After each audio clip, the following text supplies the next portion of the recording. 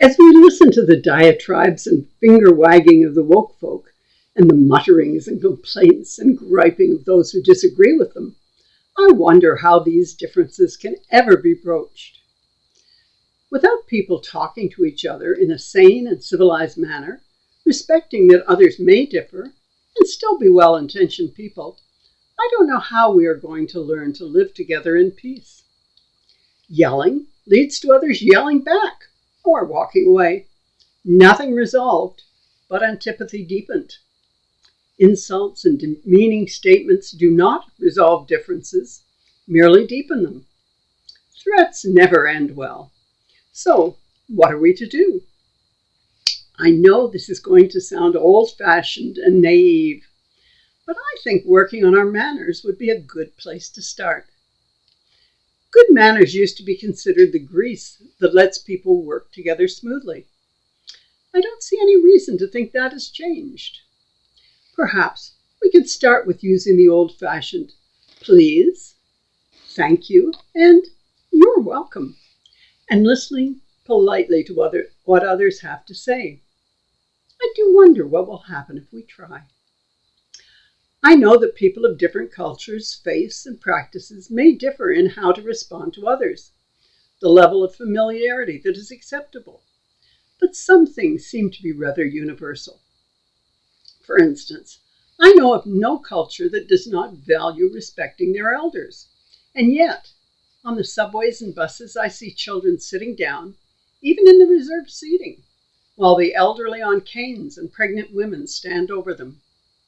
I see bags and purses occupying spots, clearly not having supplied a ticket for that seat. And I wonder what these people see when they look about them.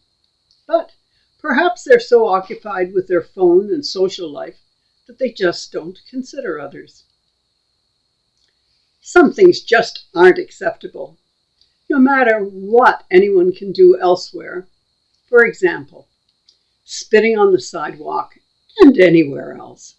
All it does is expel the germs and wastes of one's body to a spot where my dog will lick it or smell it, and when next he kisses me or a child, he will share that with me.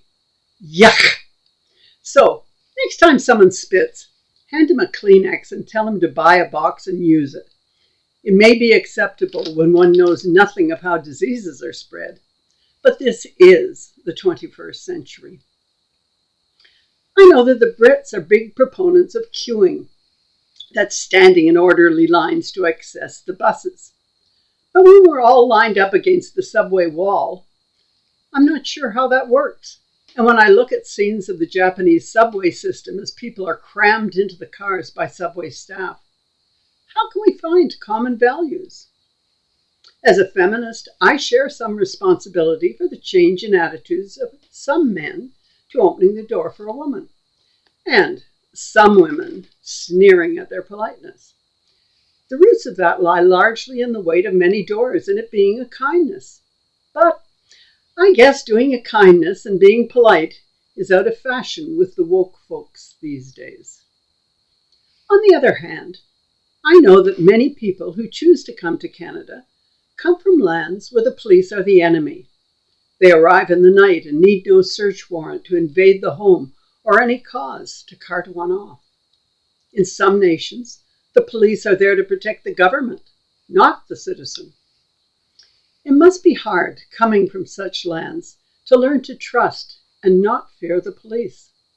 But it's essential that they do, and that they teach their children to find a police officer when they're in trouble or frightened, and to know that that is where protection lies.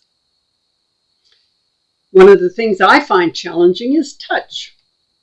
Some cultures stick out a hand on meeting and expect it to be grasped, or they'll be insulted. And then there is a double kiss on each cheek. Some charge at you, wrapping you in their arms, and expect your arms to embrace them in return. There are cultures insulted by any touch, particularly of their women. Others are happy with a smile and hello. What to do when you feel overwhelmed or slighted by what comes natural to another? And how do you know what is expected? I admit I haven't figured that one out, other than to reciprocate as seems to be expected, and just lead in with a smile and hello.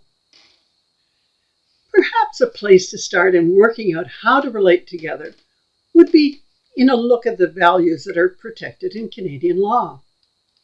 Life, liberty, security of person, equality before the law, and freedom of expression, among others. No mention of good manners, but all these rights benefit from good manners.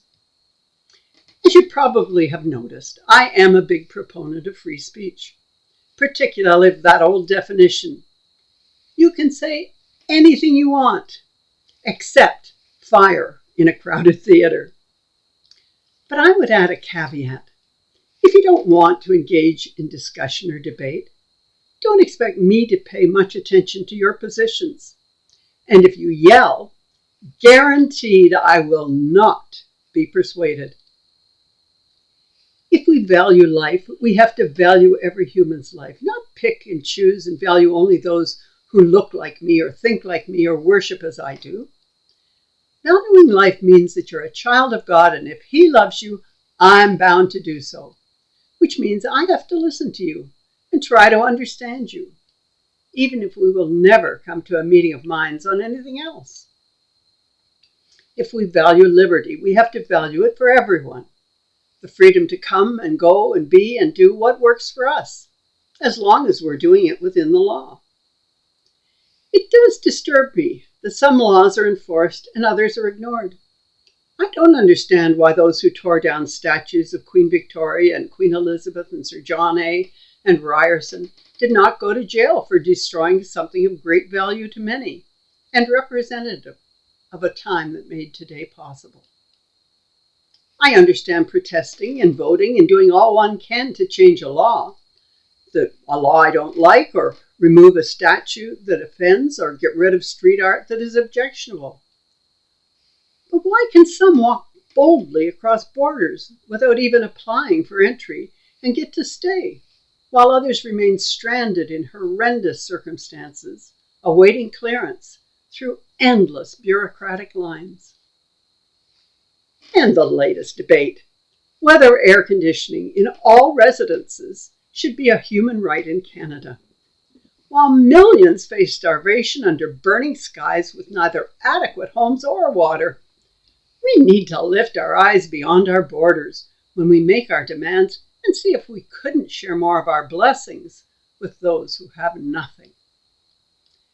Yes, I know life isn't always fair, but we should do our best to make it as pleasant and fair and honest as is possible for everyone. And remember, your rights are my rights. It doesn't work any other way. If we don't respect others, how can they respect us?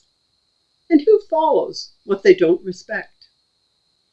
Ultimately, I'm not sure individuals can even respect themselves when they treat others without it.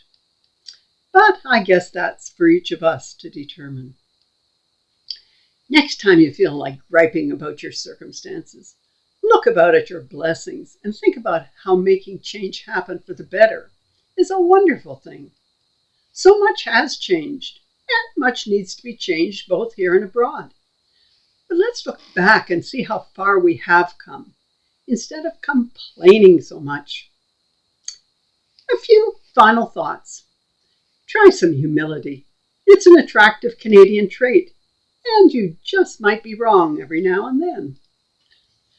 A polite child is welcome anywhere and has a great step up for the future. It is a gift by example that parents give or deny. Your choice. And finally, saying, "I'm sorry," doesn't cost anything and does so much to ease a bump or a misunderstanding or an awkward social moment. And it really is the Canadian way. So may it be. Amen. May all your interactions with neighbors and strangers be blessed with good manners and happy outcomes.